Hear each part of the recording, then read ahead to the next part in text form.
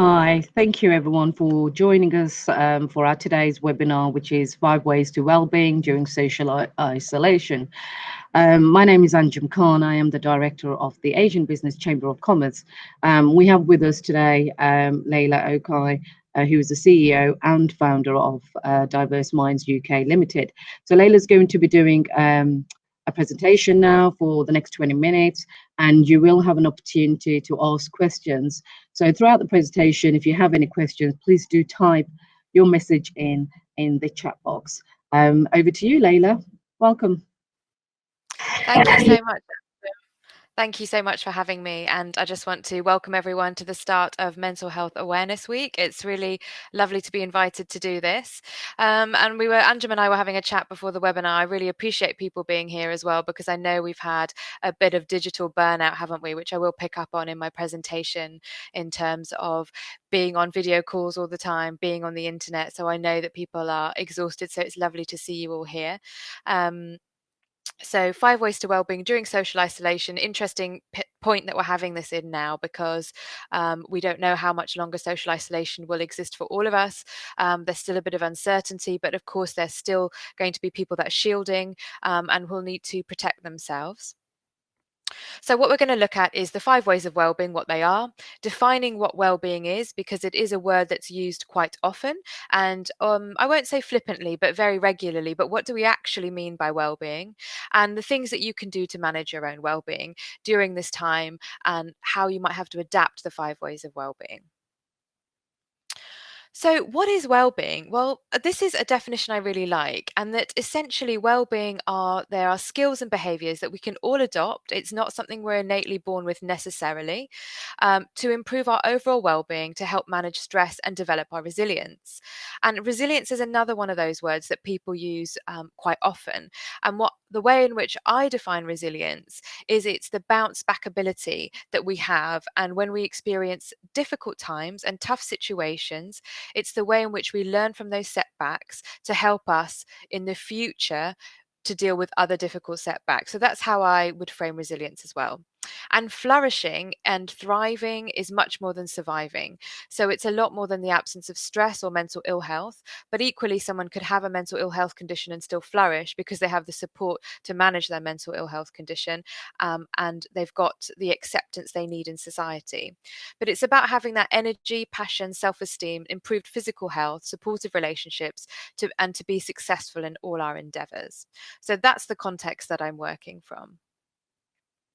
And I'd like to use the 5 areas defined by Rath and Harter in 2010 from their research, that really well-being comprises. We've talked about the engagement and the flourishing, but actually there's 5 bits to that. So we've got career well-being, and that's how you occupy your time. Now, this doesn't have to be what we might consider a traditional trajectory of success or career, but actually how you spend your time and really enjoying what you do.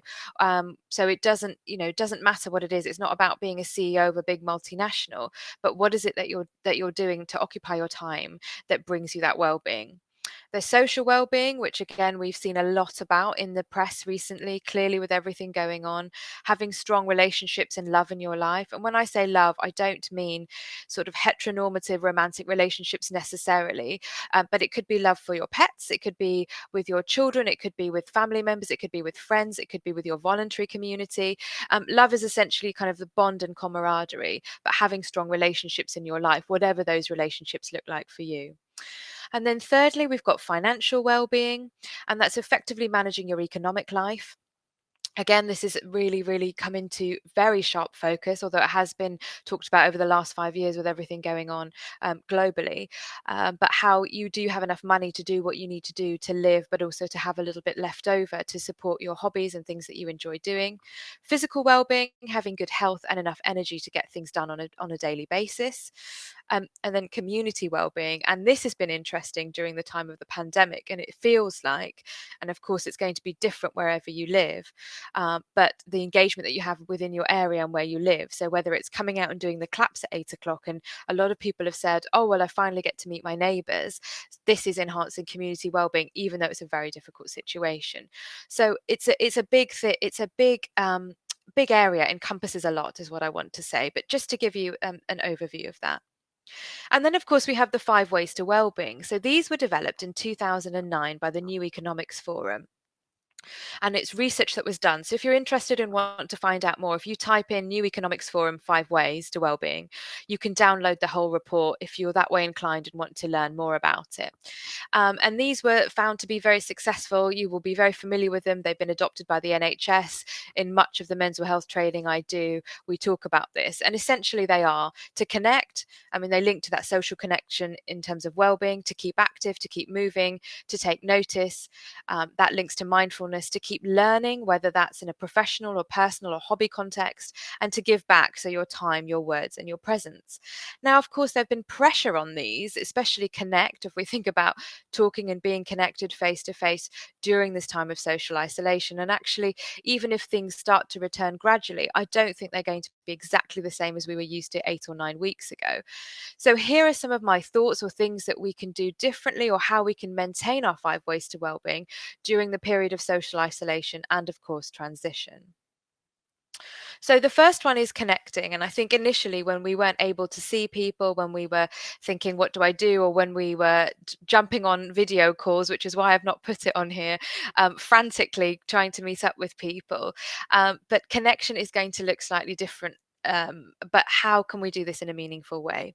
So one of the things I would say is to send a card. And my caveat here is, please, seal. This sounds silly, but seal the card with the envelope with tape if you're going to do it, and wash your hands if you're writing the card or making a handmade card. I'm being extra cautious when I say this, but I don't want to give incorrect information.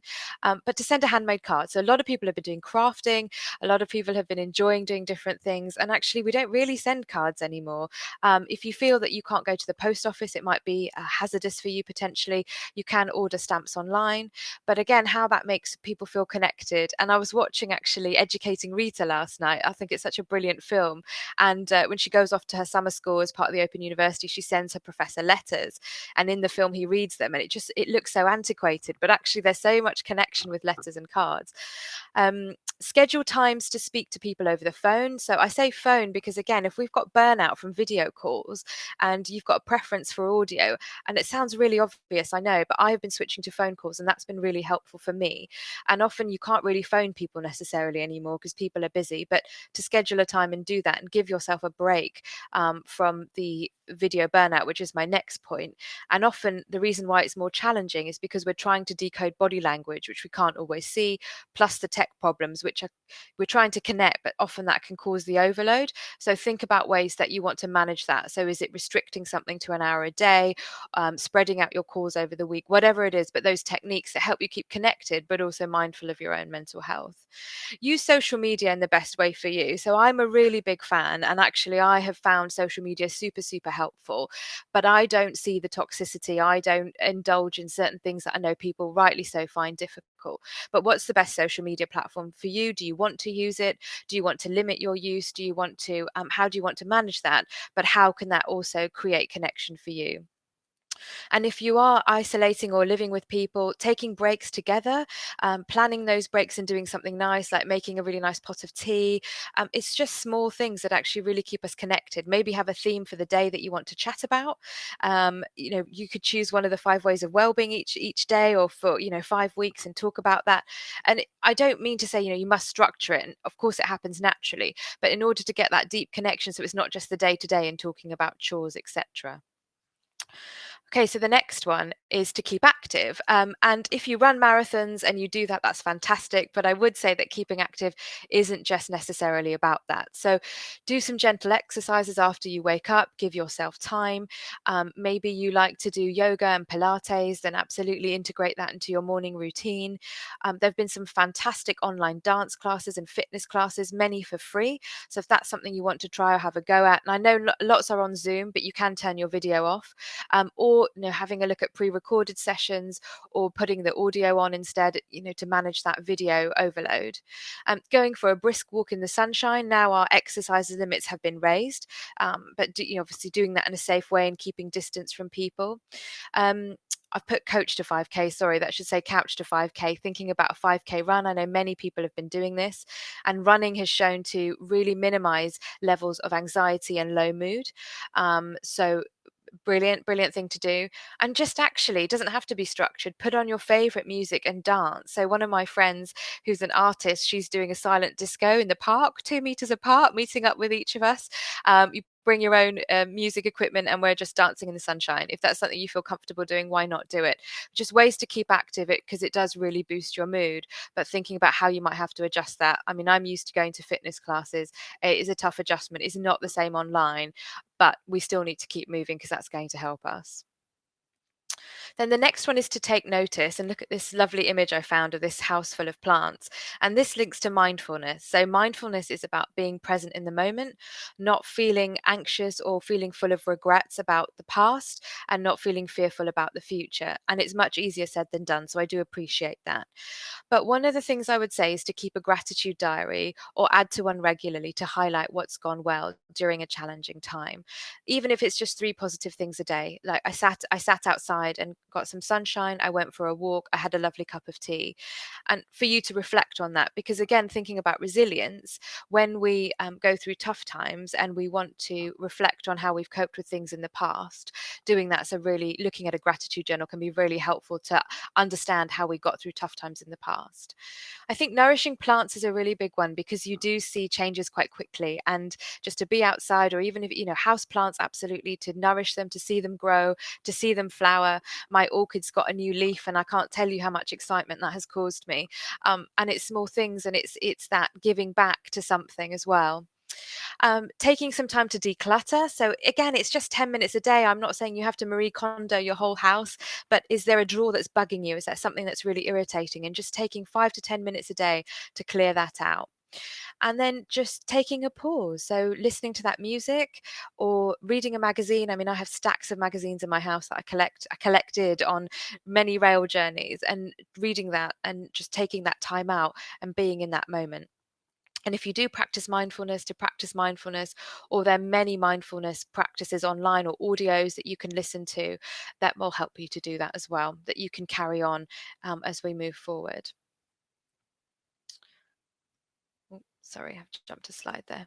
And then it's to keep learning. So I'm not saying here, there's been a lot of discussion around if you don't come out of lockdown having learned a language or a new skill, you haven't spent your time wisely. That's not where I'm coming from. Where I'm coming from is what could we do to stretch ourselves a little bit to learn or to complete something that we've been trying to do to maximize our well-being. This isn't about productivity, it's about well-being, although it could contribute to your productivity. So doing a crossword or Sudoku or something that you haven't had time to do before, and achieving that challenge gives us a great sense of satisfaction for our well-being. Why not set up a virtual book, magazine, or article club so you could often we don't have time to read a whole book, but I'm part of a book group where we read a chapter, and each week we discuss a chapter. There's other kinds of book groups where they will read out a play during the book group. So again, it's interactive. I think those are really nice. Get ready for a promotion when the time's right with online courses. So what do your employers offer? If you're self-employed and you run your own business, I know that LinkedIn Learning were doing some free trials, but there's also Coursera, as I've mentioned. So one of their most popular courses was from Harvard University about the science of well-being. I believe there's a waiting list. If that's something of interest to you, you could do that. And also there's a positive psychology course on Coursera from Penn State. So Professor Martin Seligman, who developed positive psychology. And this isn't to say, oh, I must keep achieving, or if you're exhausted, listen to that. But what are the small things that you could learn? Is it picking up an old quilt that you might not have finished? And I say that because I had a friend who started a quilt in the 1970s, and she finished it a few years ago after her mother had passed away. And it was part of her grieving process, and she got it done, and it gave her such a sense of achievement. Just get creative, draw, write, color, sing. It doesn't matter what it is. It doesn't matter if it's not competition standard. That's not the point. The point is for your well-being, and how can we learn or do something different, or encourage different parts of our mind to work, to develop and grow, and also build our well-being and resilience. And then finally is to give back. And it's actually very, very human to want to give back and contribute to society. And this week's theme, of course, for Mental Health Awareness Week is kindness. And one of the ways we can show kindness is by giving back. And it doesn't have to be big things, it can be small things. So buying a few extra things at the supermarkets if you're able to, find out where your local food bank is. And I would say if you have a look at the Trussell Trust website, you can type in your postcode and it will let you know what food bank in your area needs. So when you go to your shop, you can buy things for that food bank. If it's not possible, you can give a donation if you feel able to do that. I know each area has their local COVID-19 mutual aid group. So again, other things that you can do from that, from phoning people who are in isolation, who are on their own, who don't have anyone to come and see them. Age UK is really great. They've got some great ways that people can get involved and volunteer. Supporting local businesses. So this was particularly important at the start. I know it looks slightly different depending on where you are, but can you buy vouchers? Are there things that you can do so when things are returning that you'll be able to cash in those vouchers or use those products and services, because it does go such a long way with small businesses. And if you're furloughed, are you able to offer your skills to small businesses? And obviously you'd need to check with your employer and the terms and conditions. But there's a group called Not Furlong, FUR long, and it's a group of big advertising bigwigs who set up a website to help small businesses with copywriting, with marketing. So you just applied, it was all for free, and that's what they were doing to give back their time. So that there are lots of things that can be done. And these are just some suggestions. Of course, these lists are not exhaustive. They're just things to think about. How do we develop the 5 ways of wellbeing during this time? And so Anjum's going to pick this up in the chat, but I just wanted to ask you, which of the actions appeal to you? What do you think would be most helpful for your well-being? And I always do this to my participants: is an action that you are committed to take away after this webinar. So I'll just let you have a think about. So actions that appeal to you, what do you think is going to help your well-being? And one action that you're committed to take after the webinar. So the name of the free group, someone's asked, if you have a look, it's Not Furlong, FURLONG. And then finally, just to say that in terms of kindness and what I'm doing this week is I'm organising 30-minute free coaching calls. If there's anything that you want to talk about wellbeing, it's not counselling, it's not clinical, but around your work-life balance or around coaching, then you can book a time with me. And also I've got a Facebook group called Wellbeing 365. It's really brilliant, 255 members sharing fantastic tips and ideas on wellbeing. It's been such a great source of support for me. I didn't think it would take off, but it's really lovely to see. So thank you very much for listening. I'm looking forward to any questions that anyone has. Thank you, Leyla. That was really a great insight from you. So can I just ask if anyone's got any questions, please do type in the chat box. Someone is asking if they could see the action slide again, please. Leyla, if okay with you, can I send across your slides as well across to the participants of today's? No so we problem. will send up a follow-up email in regards to what Leyla has covered in their presentation. Also, our webinar will also be on our YouTube channel as well, which I'll send you a link across later on. Any further questions, please do type away. Leyla, so how have you found with this, being social isolation? How did you find it to start off with? That's a great question, Anjum, because I am an extreme extrovert. And one of my friends said to me, this must be a hell for you. And I think it was week 4. And I said, no, I'm okay. And then week 5, it really hit me. So it's been really up and down. I think the thing that I found most helpful is just going for my walks every day. So when it was an hour, it's a bit longer now. I'm really lucky to live near a park. I've been spending a lot of time cooking. Actually, that's something I didn't mention, because for me, cooking is mindfulness. And, I'm not running around. So I've got a lot of time to nourish myself doing batch cooking. That's been really helpful. People always laugh when I say this, but I'm a huge fan of drum and bass, and drum and bass has really saved me. I listen to a lot, and there's a lot of different types of drum and bass. So there's a lot of chill drum and bass, Sure. and Hospital Records have been doing some great live club nights.